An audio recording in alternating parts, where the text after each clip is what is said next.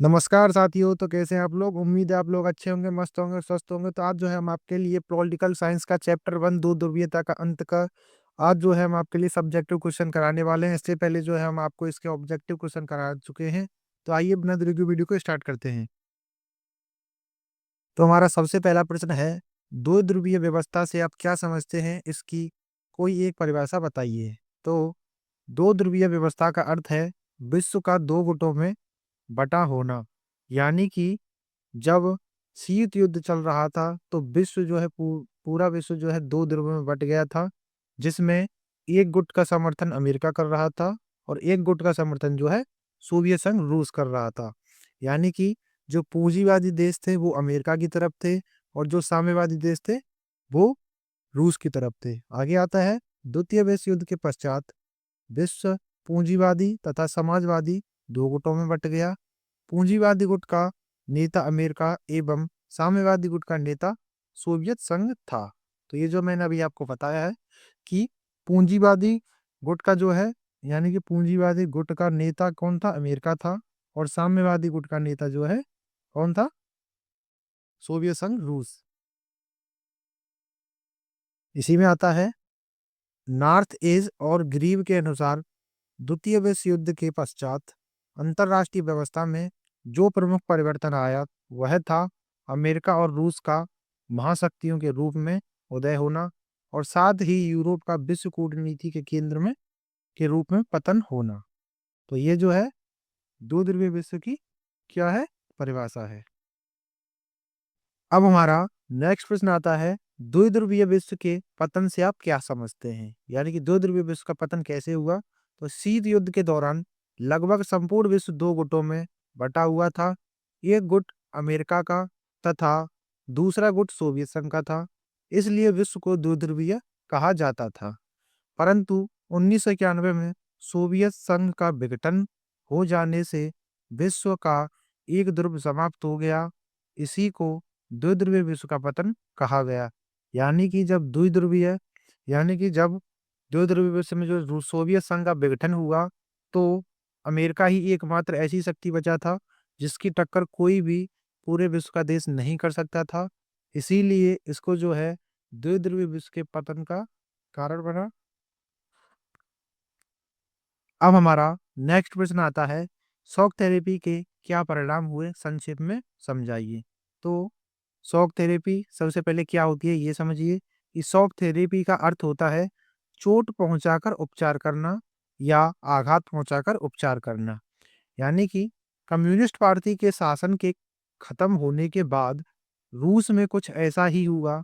जिस तरह की आर्थिक और राजनीतिक व्यवस्था वहां मौजूद थी, उसके स्थान पर एक नई तरह की व्यवस्था कायम करने की कोशिश की गई। अभी तक रूस की कृषि भूमि और औद्योगिक धंधों पर सरकार का नियंत्रण था, जिसे समाजवादी व्यवस्था कहा जाता था।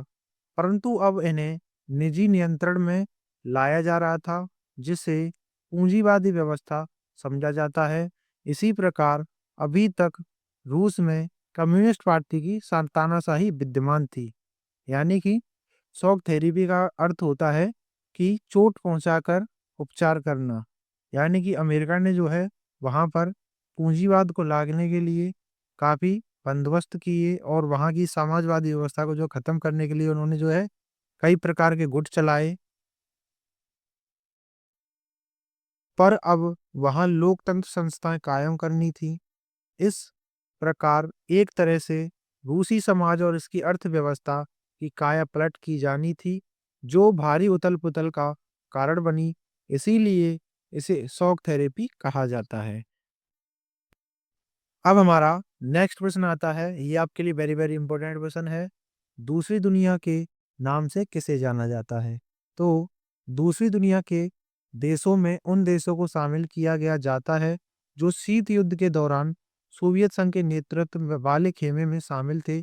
ऐसे देशों में सोवियत संघ, पूर्वी Germany, Poland, Romania, Hungary, Bulgaria आदि देश शामिल थे, जिन्हें दूसरी दुनिया कहा जाता है। और पहली दुनिया वो जो है किनको कहा जाता है? अमेरिका वाले देशों को। और इसमें जो है एक प्रश्न और है कि तीसरी दुनिया किसे कहा जाता है? तो जो गुटनिरपेक्ष आंदोलन का नेतृत्व कर रहे थे, उन देशों को जो है तीसरी दुनिया कहा जाता है। अब हमारा नेक्स्ट प्रश्न आता है, शॉक थेरेपी के 4 परिणाम लिखिए। यानी कि शॉक थेरेपी के परिणाम निम्नलिखित हैं, जिनमें पहला है सामाजिक सुरक्षा का बिखर जाना। यानी कि सोवियत संघ पहला ऐसा देश था जहां नागरिकों को काम का अधिकार यानी कि राइट टू वर्क दिया गया। नागरिकों को बुढ़ापे और बीमारी की स्थिति में सरकारी सहायता पाने का अधिकार था। गरीबों को निःशुल्क चिकित्सा जैसी सुविधाएं उपलब्ध थीं। यानी कि सोवियत संघ पहला ऐसा देश था जहां पर राइट टू वर्क दिया गया, यानी कि काम करने का अधिकार दिया गया, और नागरिकों को बुढ़ापे और बीमारी की स्थिति में सरकारी सहायता पाने का भी अधिकार दिया गया। गरीबों को निःशुल्क चिकित्सा जैसी सुविधाएं उपलब्ध कराई गई थी। परंतु परंतु सामाजिक सुरक्षा का यह घेराव टूट चुका था, इसलिए गरीबी बेहद बढ़ गई और स्वास्थ्य सेवाएं करीब-करीब ठप हो गई थी। यानी कि जब सोवियत संघ का विघटन हुआ, तो वहाँ पर जो है सामाजिक सुरक्षा जो है ये घेरा बिल्कुल टूट चुका था। यानी कि वहाँ पर जो राइट टू वर्क का अधिकार दिया गया, बच्चों और बूढ़ों को जो है निःशुल्क चिकित्सा का भी जो प्रावधान मिला था, वो भी अब बिल्कुल खत्म हो चुका था। क्योंकि वहाँ के लोगों के जो उद्योग थे, वो भी सस्ते दामों में बेच दिए गए, निजीकरण हो गया और वहाँ के लोग जो है बर्बाद हो गए थे। ये जो है इसका पहला एक पॉइंट है। अब दूसरा पॉइंट आता है आर्थिक विषमता। यानी कि खेतों और उद्योगों के निजीकरण से आर्थिक विषमताएं भी बहुत बढ़ गई थीं। नई आर्थिक व्यवस्था से ने रूस को अमीरों और गरीबों के बीच बांट दिया। यानी कि रूस जो है अमीरों और गरीबों में बट गया। भारत तथा अन्य देशों की तरह रूस में इतना बड़ा मध्यम वर्ग अभी नहीं था। यानी कि वहां पर जो है मध्यम वर्ग नहीं था, जिन्हें हम मिडिल क्लास लोग बोलते हैं, जो वहां की राजनीति को प्रभावित कर सके। और वहां की राजनीति को प्रभावित कोई नहीं कर पाया, क्योंकि वहां पर जो है मिडिल क्लास लोग रहते ही नहीं थे। या तो वहां पर लोग बिल्कुल अमीर थे या फिर बिल्कुल गरीब। अब हमारा तीसरा पॉइंट आता है आर्थिक संकट। यानी कि सामूहिक कृषि फार्मों को निजी फर्म में बदला जाना और सरकारी कारखानों को निजी क्षेत्र में लाया जाना कोई आसान काम नहीं था। इसीलिए बोरिस येल्त्सिन का कार्यकाल बहुत संकटपूर्ण बना रहा। राष्ट्रपति येल्त्सिन यानी कि बोरिस येल्त्सिन और अन्य उच्च अधिकारियों के सगे संबंधियों ने सरकारी कारखानों और कृषि फर्मों को सस्ते दामों पर खरीद लिया था। तो ये तो जो है वहां पर क्या था, आर्थिक संकट बन रहा था, क्योंकि कारखानों की बिक्री कीमतें बहुत कम थीं। इसलिए इसे इतिहास की सबसे बड़ी गैराज सेल के नाम से भी जाना जाता है। अगर आपसे कोई पूछे कि इतिहास की सबसे बड़ी गैराज सेल के नाम से किसे जाना जाता है, तो जब सोवियत संघ का विघटन हुआ, तो वहाँ के जो कारखाने थे, वहाँ की जो जमीनें थी, वो जो है बिल्कुल सस्ते दामों पर बेच दी गई। और इसी को जो है क्या कहा जाता है, इतिहास की सबसे बड़ी गैराज सेल के नाम से भी जाना जाता है। अब हमारा नेक्स्ट पॉइंट आता है मुद्रास्फीति, यानी कि मुद्रा का गिरना। तो रूस में ऐसे लोगों का अभाव था जो निजी कंपनियों को कुशलतापूर्वक चला सकें, और उसके पास उसी तरह की प्रबंधकीय निपुणता ही नहीं थी। और परिणाम यह हुआ कि मुद्रास्फीति इतनी बढ़ गई कि रूसी मुद्रा रूबल का मूल्य काफी नीचे गिर गया। 1992 से बढ़ लेकर वर्ष 2000 तक रूस पर 160 अरब डॉलर का विदेशी कर्जा चढ़ गया था। यानी कि 1992 से लेकर 2000 के वर्ष यानी कि इनके बीच में, यानी कि 1992 से लेकर 2000 ईस्वी तक, यानी कि 8 सालों के अंदर जो है रूस पर 160 अरब डॉलर का विदेशी कर्जा चढ़ गया। क्योंकि वहाँ के लोगों में जो है निजी कंपनियों को कुशलतापूर्वक चलाने का कोई उनमें जो है स्किल नहीं थी, कुशलता नहीं थी। और इसी कारण जो है वहाँ की मुद्रा में भी जो है यानी गिरावट आई। यानी कि जो रूस की मुद्रा है रूबल, वो भी उसका भी दाम जो है काफी नीचे गिर गया। और राष्ट्रपति येल्त्सिन बार-बार अपने प्रधानमंत्री बदलते रहे, पर अर्थव्यवस्था नहीं सुधरी। तो वहाँ के जो राष्ट्रपति बोरिस येल्त्सिन थे, उन्होंने कई बार जो है अपने प्रधानमंत्री बदले, लेकिन वहाँ की अर्थव्यवस्था नहीं सुधरी। पुराना कृषि और औद्योगिकरण का ढांचा टूट चुका था और उसके स्थान पर नई व्यवस्था स्थापित नहीं की गई थी। मजदूरों, डॉक्टरों और सरकारी कर्मचारियों को समय पर वेतन न मिलने के कारण प्रदर्शनों का दौर जारी करना पड़ा था। तो अब जो है वहाँ पर कि जो पुरानी कृषि और औद्योगिकरण का जो ढांचा था, वो बिल्कुल टूट चुका था, समाप्त हो चुका था। यानी कि पहले जो वहाँ पर एक छोटी-सी सुई से लेकर बड़ी कारें तक बनाई जाती थी, अब जो है वहाँ पर ये काफ़ी नीचे गिर गया था और वहाँ के लोग जो है गरीब और गरीब होते गए और अमीर जो है अमीर होते गए और उसके स्थान पर जो है कोई नई व्यवस्था भी वहाँ पर जो है स्थापित नहीं की गई।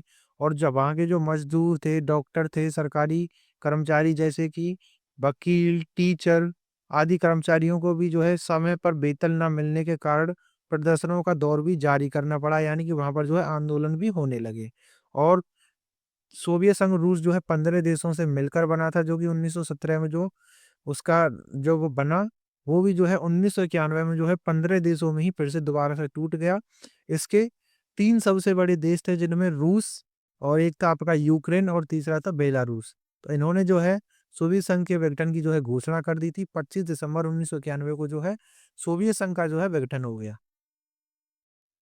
अब हमारा नेक्स्ट प्रश्न आता है, सोवियत प्रणाली क्या थी?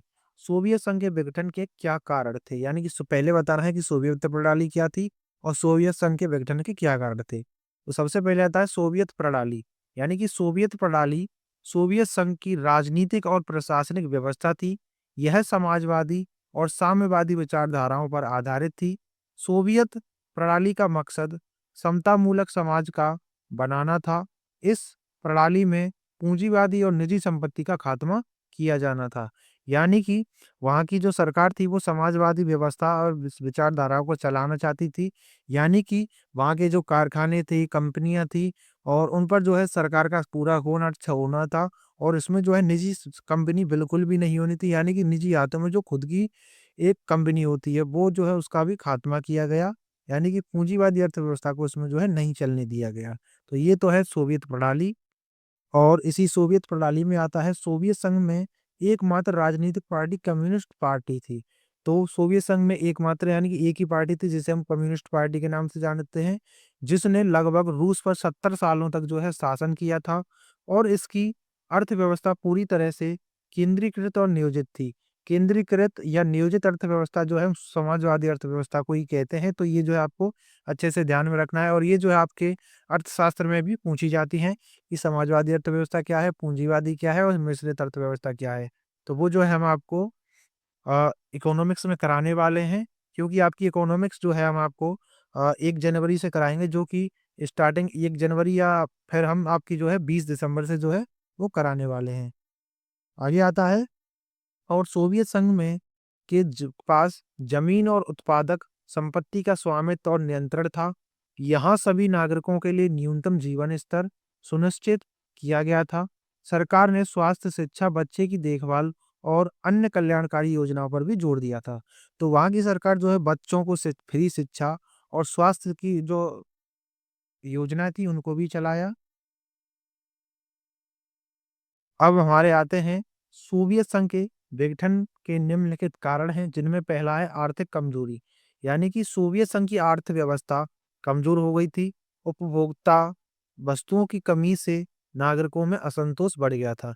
यानी कि सोवियत संघ की अर्थव्यवस्था जो कमजोर पड़ गई क्योंकि उसका विघटन हो गया, तो वहाँ की अर्थव्यवस्था कमजोर पड़ गई और वहाँ के उपभोक्ता जो है वस्तुओं की कमी के कारण जो है असंतोष थे। यानी कि उनमें जो है कोई संतोष पैदा नहीं था, शांति नहीं थी, अब वो आंदोलन पर उतर आए थे। अगला पॉइंट आता है राजनीतिक हट। यानी कि सोवियत संघ में कम्युनिस्ट पार्टी ने 70 सालों तक शासन किया और जनता के प्रति जवाबदेही नहीं थी। यानी कि वहाँ की जो सरकार थी कम्युनिस्ट पार्टी, उसने जो है 70 सालों तक जो है सोवियत संघ पर जो है शासन किया, लेकिन वहाँ की जो सरकार थी वो जनता को जवाब नहीं देती थी। यानी कि वहाँ पर जो है मीडिया पर भी सेंसरशिप लगी हुई थी। यानी कि वहाँ पर जो है लोग कोई भी आवाज़ नहीं उठा सकते थे 1991 से पहले। अब नेक्स्ट आता है राष्ट्रवाद। यानी कि सोवियत संघ के राज्यों में राष्ट्रवाद की भावनाएं उभरने लगी थी। यानी कि वहाँ के लोग जो थे, यानी कि सोवियत संघ जो है 15 देशों से मिलकर बना था। तो अब जो है वो सभी देश जो है सोवियत संघ से अलग होना चाहते थे, टूटना चाहते थे, क्योंकि वो जो है राष्ट्रवाद को अपनाना चाहते थे, यानी कि एक स्वतंत्र देश बनना चाहते थे। आगे आता है अमेरिका के साथ हथियारों की दौड़ या होड़। यानी कि अमेरिका के साथ, या जैसे अमेरिका अपने हथियारों को डेवलप कर रहा था और सोवियत संघ भी जो है उसको देखकर जो है अपने जो तेल भंडार थे या संसाधन थे, तो उनका प्रयोग वो जो है हथियार बनाने में कर रहा था, जिसके कारण जो है वहाँ की मुद्रा कमजोर हुई। वहाँ की मुद्रा में जो है गिरावट आई, तो वहाँ की अर्थव्यवस्था भी कमज़ोर हुई, लोगों को जो है गरीबी झेलनी पड़ी, जिसके कारण वहाँ का जो है विघटन होने लगा। तो अमेरिका के साथ हथियारों की होड़ में सोवियत संघ ने अपनी रक्षा बजट में काफ़ी बढ़ोतरी की थी। यानी कि सोवियत संघ ने भी जो है अपने हथियार डेवलप किए। अभी जो है वर्तमान में विश्व में सबसे ज़्यादा हथियार जो है, यानी कि परमाणु बम जो है सबसे ज़्यादा रूस के पास है, पर उसके बाद जो है आपके आते हैं अमेरिका के पास, फिर आते हैं आपके चाइना के पास, और फिर आते हैं आपके ब्रिटेन, फ्रांस और भारत के। अब तो जो है आपके विश्व में काफ़ी सारे देशों के पास जो है परमाणु बम है। तो ये जो है परमाणु बम जो है 1967 तक जो है बनाए गए थे, 1968 तक या 1969 तक लगभग। तो उसके बाद जो है और काफ़ी देशों ने भी जो है परमाणु बम बनाए। यानी कि हमारे भारत में भी जो है 1974 में जो है पहला परमाणु परीक्षण किया गया था, जो कि इंदिरा गांधी के काल में किया गया था, और दूसरा जो है 1998 में किया गया था, जो कि अटल बिहारी वाजपेयी के द्वारा पोखरण में किया गया था दूसरा परमाणु परीक्षण। अब हमारा इसी में नेक्स्ट पॉइंट आता है अफ़गानिस्तान में हस्तक्षेप। यानी कि अफ़गानिस्तान में सोवियत संघ की जो सैनिकों के हस्तक्षेप ने सोवियत अर्थव्यवस्था की ओर जो है, यानी कि उसको भी कमज़ोर बना दिया था। यानी कि अफ़गानिस्तान में जो सोवियत सैनिकों के हस्तक्षेप ने सोवियत अर्थव्यवस्था को और कमज़ोर बना दिया। यानी कि अफ़गानिस्तान में जो युद्ध चला, तो वहाँ की सोवियत संघ की जो सेना है वहाँ पर जो हस्तक्षेप करने लगी, जिसके कारण जो है वहाँ की अर्थव्यवस्था में जो है कमजोरी आई। आगे आता है गोरबाचेव की नीतियाँ। यानी कि गोरबाचेव ने जो नीतियाँ चलाई थी, जिसका नाम है, एक है ग्लासनोस्त और एक है आपका ग्लासनोस्त, और दूसरा है पेरेस्त्रोइका। यानी कि ग्लासनोस्त का अर्थ है खुलापन और पेरेस्त्रोइका का मतलब है पुनर्रचना। तो ये दोनों दोनों नीतियाँ जो है वो असफल हो गई थी। तो मिखाइल गोर्बाचेव ने जो है मिखाइल गोर्बाचेव ने राजनीतिक और आर्थिक सुधारों की शुरुआत की, जिससे छोटे राष्ट्रीयताओं में आर्थिक संकट और राजनीति लामबंदी भी बढ़ी थी। यानी कि गोर्बाचेव ने जो नीतियाँ चलाई थी वो जो है असफल हो चुकी थी। अब इसी में हमारा नेक्स्ट पॉइंट आता है नौकरशाही और सत्तावादी प्रणाली। यानी कि सोवियत संघ में नौकरशाही और सत्तावादी प्रणाली थी। यानी कि वहाँ के जो बड़े-बड़े अधिकारी थे वो जो है जनता पर अपना दाँव थोपते थे, जनता को परेशान करते थे, जिसके कारण जो है वहाँ के लोगों में भी काफ़ी असंतोष पैदा हुआ, और यानी कि वहाँ के जो जितने भी 15 स्थित थे उन्होंने जो है सोवियत संघ से अलग होने की माँग कर दी। तो जो है वहाँ 25 दिसंबर 1991 में जो है सोवियत संघ का विघटन हो गया। तो यही जो है सोवियत संघ के विघटन के परिणाम थे। अब हमारा नेक्स्ट प्रश्न है सोवियत संघ के विघटन के क्या परिणाम हुए? यानी कि अभी जो मैंने आपको बताया था वो परिणाम नहीं बल्कि कारण थे, और अब जो है हम आपको सोवियत संघ के विघटन के परिणाम बताने वाले हैं। तो इसमें है सोवियत संघ के विघटन में विश्व में बहुत महत्वपूर्ण परिवर्तन हुए। सोवियत संघ के विघटन के बाद विश्व में केवल अमेरिका ही एकमात्र महाशक्ति रह गया था। इसी कारण इसने भारत जैसे विकासशील देशों को सभी प्रकार से प्रभावित करना शुरू कर दिया। भारत जैसे अन्य विकासशील देशों को भी यह मजबूरी थी, यानी कि अमेरिका की तरफ जाना उनकी मजबूरी थी। यानी कि जब सोवियत संघ का विघटन हो गया, तो अमेरिका ही एकमात्र शक्ति रह गया था, यानी कि महाशक्ति जो है पूरे विश्व में रह गया था, जिसके कारण भारत जैसे जो और विकासशील देश थे, जो धीरे-धीरे विकास कर रहे थे, उनको जो है अमेरिका ने प्रभावित करना शुरू कर दिया, और इसकी डर की वजह से उनको जो है अमेरिका की तरफ जाना पड़ा। कि वे अपने विकास के लिए अमेरिका के साथ चलें। सोवियत संघ के विघटन से अमेरिका का विकासशील देशों जैसे अफगानिस्तान, ईरान एवं इराक में अनावश्यक अस्तित्व बढ़ गया। विश्व के महत्वपूर्ण संगठनों पर अमेरिकी प्रभुत्व कायम हो गया, जिससे भारत जैसे देशों को इनसे मदद लेने के लिए परोक्ष रूप से अमेरिकी नीतियों का ही समर्थन करना पड़ा। यानी कि जब सोवियत संघ का विघटन हो गया तो अमेरिका ने जो है काफ़ी देशों यानी जो विकासशील देश है जिनमें अफ़गानिस्तान, ईरान और एवं इराक थे, इनमें जो है उनका अस्तित्व ज़्यादा बढ़ गया और विश्व के महत्वपूर्ण जो संगठन थे, अमेरिका का जो है इन पर प्रभुत्व कायम हो गया और भारत जैसे देशों को जो है इनसे मदद लेने के लिए अमेरिकी नीतियों का ही समर्थन करना पड़ा। अब हमारा नेक्स्ट क्वेश्चन आता है, सोवियत संघ में सुधार करने के लिए गोर्बाचेव की मुख्य भूमिका का वर्णन कीजिए। यानी कि मिखाइल गोर्बाचेव ने भाषण, साहित्य और कलाओं पर लगे हुए प्रतिबंधों के खिलाफ थे। इसलिए इन्होंने सोवियत संघ में सुधार करने के लिए 2 नीतियों को अपनाया, जिनमें ग्लासनोस्त और पेरेस्ट्रोइका। ग्लासनोस्त का मतलब होता है खुलापन और पेरेस्ट्रोइका का मतलब होता है पुनर्रचना यानी कि दोबारा से निर्माण करना। अब सबसे पहले आता है ग्लासनोस्त, यानी कि ग्लासनोस्त का अर्थ है खुलापन, अर्थात नागरिकों को यह अधिकार दिया गया कि सार्वजनिक विषयों के बारे में उन्हें पूरी जानकारी और बिल्कुल ठीक-ठाक सूचना मिले। पुस्तकों और समाचार पत्रों को 70 वर्षों से चले आ रहे सेंसर से भी मुक्ति मिल गई। कम्युनिस्ट पार्टी के काम को भी ज़्यादा खुलेपन से चलाई जाने की बात की गई। यानी कि ग्लासनोस्त क्या है? तो मिखाइल गोर्बाचेव ने जो नीति चलाई, तो इसमें जो है मीडिया पर जो सेंसरशिप लगी हुई थी, यानी कि मीडिया को जो है कुछ भी पूछने का अधिकार नहीं था, ना किसी को दिखाने का कुछ अधिकार था और 70 सालों से जो है उनके जो समाचार पत्र और पुस्तकों को जो सेंसर लगी हुई थी, इनको भी मुक्ति मिल गई और कम्युनिस्ट पार्टी जो काम करती थी, उसको भी जो है खुलेपन से जो है चलाई जाने की बात की गई थी। और बाद में पार्टी को यह घोषणा करनी पड़ी कि राजकार्य पर वह अपना अधिकार छोड़ने को तैयार है। इससे सोवियत संघ में बहुदलीय व्यवस्था का मार्ग भी खुल गया। बहुदलीय व्यवस्था यानी कि पहले उसमें जो है कम्युनिस्ट पार्टी थी, उसके अलावा जो है और भी पार्टियां बन सकती थी। अब नेक्स्ट आता है इसमें पेरेस्ट्रोइका। पेरेस्ट्रोइका का अर्थ है पुनर्रचना, यानी कि इसके अंतर्गत राजनीतिक, आर्थिक और प्रशासनिक सुधारों पर बल दिया गया। औद्योगिक संस्थानों और व्यापारिक यूनिटों में प्रतियोगिता को प्रोत्साहन दिया गया। अब अर्थव्यवस्था के निजीकरण की चर्चा भी सुनने को मिलती थी। अब यूरोप के अन्य कम्युनिस्ट देशों में भी एक भूचाल सा नजर आ रहा था। यानी कि पुनर्रचना ये है कि इसके अंतर्गत जो है राजनीतिक, आर्थिक और प्रशासनिक सुधारों पर जो है बल दिया गया और औद्योगिक संस्थानों और व्यापारिक यूनिटों में भी जो है प्रतियोगिता को प्रोत्साहन दिया गया और अब जो है यहाँ की अर्थव्यवस्था के जो निजीकरण की चर्चा भी सुनने को मिली थी और अब यूरोप के अन्य कम्युनिस्ट देशों में भी एक भूचाल यानी कि भूकंप सा नजर आ रहा था। और आगे इसी में आता है 1989 में संपन्न चुनावों में पोलैंड की कम्युनिस्ट पार्टी को भारी पराजय का सामना करना पड़ा।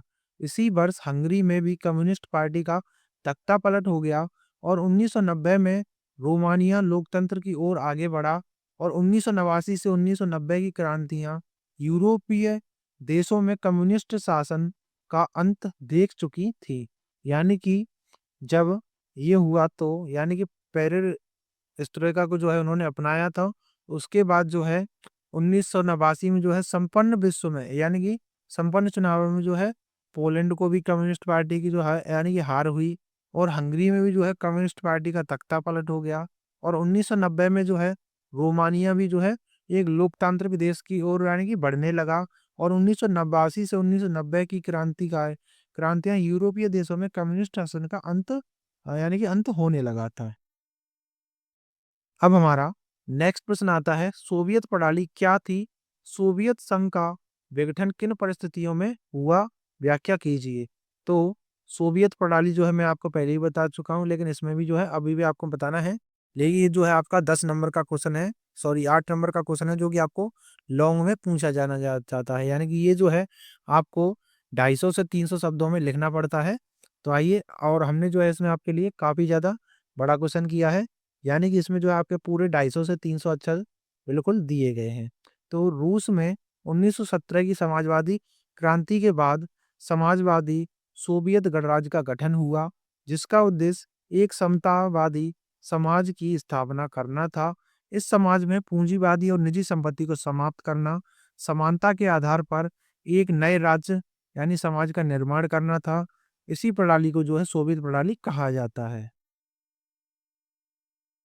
अब हमारा नेक्स्ट प्रश्न आता है, सोवियत व्यवस्था की मुख्य विशेषता बताइए, इसकी प्रमुख विशेषताओं का उल्लेख कीजिए। तो सबसे पहली व्यवस्था यानी सोवियत व्यवस्था का आशय है, सोवियत व्यवस्था से आशय समाजवाद एवं समतामूलक समाज के आदर्शों पर आधारित साम्यवादी शासन व्यवस्था से इस व्यवस्था को वर्ष 1917 में रूस की समाजवाद साम्यवादी उत्पत्ति के बाद अपनाया गया। सोवियत संघ बहुराष्ट्रीय राज्य था, जिसमें 60 से अधिक राष्ट्रीय समुदायों के लोगों को रहते थे। यानी कि सोवियत संघ में जो 60 से अधिक समुदाय यानी कि अलग-अलग उनके जो है लोग रहते थे। और 1917 में रूस की जो साम्यवादी क्रांति हुई, उसके बाद जो है इसको अपनाया गया। यानी कि वहाँ पर जो समाजवाद को अपनाया गया। और सोवियत संघ के पास प्राकृतिक गैस, बॉक्साइट, लोहा एवं कोयले के विशाल भंडार थे। यानी कि वहां पर जो है खनिज संसाधन काफी ज्यादा थे। सोवियत संघ की आर्थिक राजनीतिक व्यवस्था का विवरण इस प्रकार है, जिनमें पहला पॉइंट आता है समाजवादी अर्थव्यवस्था। यानी कि अमेरिका, ब्रिटेन और फ्रांस आदि देशों की अर्थव्यवस्था को पूंजीवादी कहा गया। इन देशों में उद्योग और व्यवसाय निजी हाथों में थे और उन पर सरकारी नियंत्रण न्यूनतम होता था। परंतु रूस क्रांति के नेता लेनिन, स्टालिन आदि समाजवाद से आस्था रखते थे। यानी कि अमेरिका, ब्रिटेन और फ्रांस जैसे देशों में जो है पूंजीवादी व्यवस्था थी। यानी कि वहाँ पर क्या वहाँ का जो बाजार था, वहाँ पर क्या था, यानी कि निजी संपत्ति थी। यानी कि वहाँ पर जो है खाने-पीने की चीज़ें हों या कुछ भी हो, तो वहाँ पर जो है जो व्यापारी होते थे और जो वहाँ के मैनेजर होते थे, तो वो जो है उनका मूल्य जो है अपने अनुसार जो है क्या करते थे, यानी कि बताते थे, जिससे लोगों को जो है वो काफ़ी पैसा भी देना पड़ता था और सरकार जो है इसमें कोई हस्तक्षेप नहीं करती थी।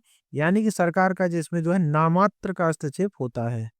और रूस जो है यानी कि सोवियत संघ जो है वो समाजवाद का समर्थन करता है, उसमें आस्था रखता है। यानी कि इसमें जो है सरकार जो है जनता को देखते हुए फैसला लेती है और बताती है कि किन चीज़ों का जो है यानी खाद्य पदार्थों का इनका जो है कितना और नियंत्रण किया जाएगा या इनका कितना मूल्य बताया जाएगा।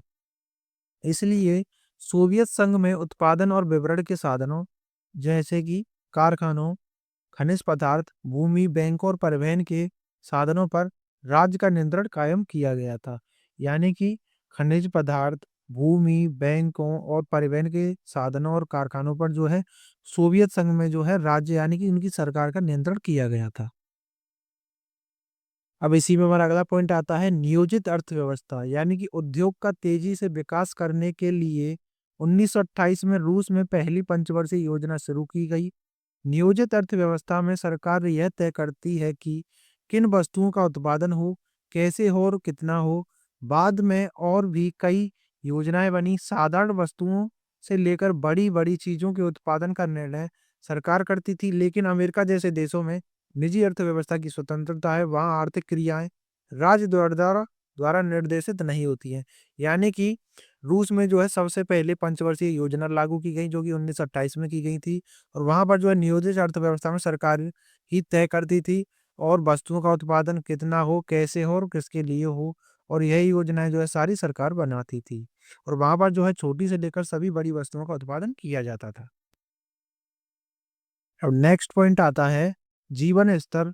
सोवियत संघ में 1929 के बाद का काल औद्योगिकरण और कृषि के विकास का काल था।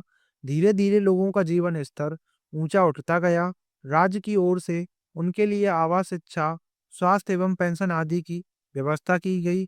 सोवियत संघ रूस पहला ऐसा देश था जहां पर जो है राइट टू वर्क यानी कि काम का अधिकार दिया गया था, जहां नागरिकों को काम का अधिकार दिया गया या प्रदान किया गया। बुढ़ापे या बीमारी की स्थिति में उन्हें राज्य की ओर से राहत प्रदान की जाती थी। काम के अधिकारों की जो गारंटी दी गई, उसी को जो है बेरोजगारी समाप्त हो गई थी। यानी कि वहां पर जो राइट टू वर्क दिया गया उसी के कारण जो है वहां की बेरोजगारी समाप्त हो गई। अब हमारा नेक्स्ट प्रश्न है, सोवियत संघ के विघटन के परिणाम का उल्लेख कीजिए। तो इसमें है, सोवियत संघ के विघटन के निम्नलिखित परिणाम हैं, जिनमें पहला है नए देशों का उदय। यानी कि सोवियत संघ से अलग हो जाने वाले गणराज्य संयुक्त राष्ट्र संघ के सदस्य बने। इसे संयुक्त राष्ट्र संघ की संख्या में बढ़ोतरी हुई। यानी कि यूएनओ की बात कर रहे हैं, जिसमें वर्तमान में 193 देश शामिल हैं। और यूएनए की स्थापना जो है 24 अक्टूबर 1945 को की गई थी। भारत भी जो है उसमें ठीक 6 दिन बाद, यानी कि 30 अक्टूबर 1945 को यानी कि किस में शामिल हो गया था, संयुक्त राष्ट्र संघ में। आगे आता है, सोवियत संघ से जो नए गणराज्य अस्तित्व में आए, उनके नेताओं के मन में यह आशंका थी कि रूस कहीं दोबारा उन पर अपना अधिकार न जमा ले, और इसीलिए उन्होंने नाटो में शामिल हो जाने में अपनी भलाई समझी। यानी कि नाटो जो है एक अमेरिका का गुट है, जिसमें अभी लगभग 30 से 31 देश शामिल हैं। पहले उसमें जो है 28 देश हुआ करते थे, और अब जो है उसमें लगभग 31 देश हैं नाटो में।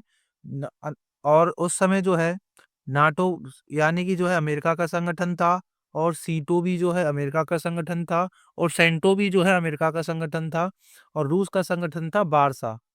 तो ये जो है उसी टाइम जो है इन्होंने जो है बारसा संगठन बना था आपका 1955 में, नाटो बना था आपका 1948 में। अब इसी में हमारा नेक्स्ट पॉइंट आता है, शीत युद्ध में उत्पन्न संघर्ष की समाप्ति। तो ये जो है हमारा इसमें पॉइंट है कि शीत युद्ध लगभग 45 वर्षों तक चला। मई 1988 में अफगानिस्तान से सोवियत संघ या की जो सेनाओं की वापसी शुरू हो गई थी, और 1989 में बर्लिन की दीवार को गिरा दिया गया था। यानी कि जब शीत युद्ध चल रहा था, जिसे हम कोल्ड इंग्लिश में कोल्ड वॉर कहते हैं, तो वो 1945 से शुरू हुआ और 1991 तक चला, जिसमें बर्लिन में जो है एक दीवार बनी थी। आ, उस दीवार को जो है 1961 में बनाया गया था, और ठीक 28 सालों के बाद जो है उसी 1989 में तोड़ दिया गया था। और वो जो है शीत युद्ध का प्रतीक मानी जाती है, जो कि हम जो है आपको पहले करा चुके हैं। आगे आता है, अक्टूबर 1990 में पूर्वी जर्मनी और पश्चिमी जर्मनी दोनों का एकीकरण हो गया। इसी दौरान पूर्वी यूरोप के देशों में कम्युनिस्ट सरकारों का तख्तापलट हुआ, और दिसंबर 1991 में सोवियत संघ भी टूट गया, यानी कि उसका विघटन हो गया। यानी कि जो कोल्ड वॉर था वो जो है 45 वर्षों तक चला, और मई 1988 में अफगानिस्तान से जो सोवियत सेनाएं जो है वापस आने लगी, और 1989 में बर्लिन की दीवार को भी गिरा दिया गया था, जो कि लगभग 150 किलोमीटर लंबी थी, और उसको जो है 1961 में बनाया गया था।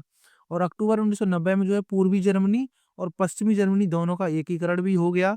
और इसी दौरान जो है पूर्वी यूरोप के देशों में जो है कम्युनिस्ट सरकारों का यानी कि तख्तापलट हो गया, और दिसंबर 1991 में जो सोवियत संघ का जो है टूट गया, यानी कि उसका विघटन हो गया। अब नेक्स्ट पॉइंट आता है, दो ध्रुवीयता का अंत। यानी कि सोवियत संघ के विघटन के साथ दो ध्रुवीयता का भी अंत हो गया, क्योंकि अब अमेरिका विश्व की एकमात्र महाशक्ति के रूप में बचा था। उसकी सर्वोच्चता को चुनौती देने वाला अब कोई महाशक्ति नहीं बची थी। इसीलिए विश्व राजनीति को संचालित और नियंत्रित करने में उसकी प्रभावशाली भूमिका बन गई थी। यानी कि जब 25 दिसंबर 1991 को सोवियत संघ का विघटन हुआ, तो उसके बाद जो है पूरे विश्व में बस एक अमेरिका ही महाशक्ति बचा था, जिसको टक्कर देने वाला कोई और देश नहीं था। इसीलिए विश्व की राजनीति में जो है उसका संचालन और नियंत्रण जो है काफी बढ़ गया था। और विश्व बैंक, अंतर्राष्ट्रीय मुद्रा कोष और विश्व व्यापार संगठन जैसी संस्थाओं का इस्तेमाल अमेरिका और अन्य विकसित देशों के द्वारा उन नीतियों को लागू करने के लिए किया जाता था, जो उनके हितों की ही रक्षा करती थी, जो कि विकसित देशों की जो रक्षा करती थी, ना कि विकासशील देशों की। तो विश्व बैंक जो कि 1944 में बनाई गई थी, अंतर्राष्ट्रीय मुद्रा कोष जिसे हम आईएमएफ कहते हैं, और विश्व व्यापार संगठन जो कि 1995 में इसकी जो है स्थापना हुई थी। अब नेक्स्ट पॉइंट आता है, एक विचारधारा को आघात। यानी कि शीत युद्ध के केवल दो शक्तिशाली राष्ट्रों के मध्य नहीं था, बल्कि यह दो विचारधाराओं के मध्य था। एक विचारधारा पूंजीवादी व दूसरी विचारधारा साम्यवादी थी। सोवियत संघ के पतन ने तृतीय विश्व में साम्यवादी विचारधारा के प्रचार व प्रसार को गहरा आघात पहुंचा। अब केवल जनवादी या साम्यवादी चीन, उत्तर कोरिया, वियतनाम व क्यूबा साम्यवादी देश रह गए थे। यानी कि उस टाइम पर जो है, जब सोवियत संघ का गठन हुआ तो केवल साम्यवादी चीन, उत्तर कोरिया, वियतनाम और क्यूबा जो है साम्यवादी देश बचे थे। और ये जो युद्ध चल रहा था, ना कि वो दो शक्तिशाली राष्ट्रों के मध्य था, बल्कि वो जो है दो विचारधाराओं के मध्य भी था। यानी कि अमेरिका जो है पूंजीवादी को मानता था, और आपका जो सोवियत संघ रूस जो है वो है साम्यवादी को मानता था, यानी कि समाजवादी को। यानी कि समाजवादी में जो होता है उसमें जो है पूरा का पूरा अधिकार जो है सरकार का होता है सभी उद्योगों पर, और पूंजीवादी में जो है वो निजी हाथों में होते हैं, जिन्हें हम प्राइवेट प्राइवेट बोलते हैं। अब नेक्स्ट पॉइंट आता है तेल भंडार और अमेरिका का प्रभाव। यानी कि सोवियत संघ के गठन का एक यह परिणाम भी देखा गया कि विश्व में दूसरे शक्तिशाली गुटों पर जो दबाव बना हुआ था वह पूरी तरह से समाप्त हो गया, और इस कारण अमेरिका ने प्रत्येक क्षेत्र में अपना वर्चस्व स्थापित करना प्रारंभ कर दिया। सोवियत संघ के विघटन के पश्चात मध्य पूर्व के तेल भंडारों पर अमेरिका ने अपना प्रभुत्व स्थापित कर लिया था। तो अब जो है हमारी वीडियो यहीं पर समाप्त होती है। अगर आपको वीडियो पसंद आई है तो प्लीज़ वीडियो को लाइक करें, चैनल को सब्सक्राइब करें। मिलते हैं नेक्स्ट वीडियो में, तब तक के लिए जय हिंद, वंदे मातरम।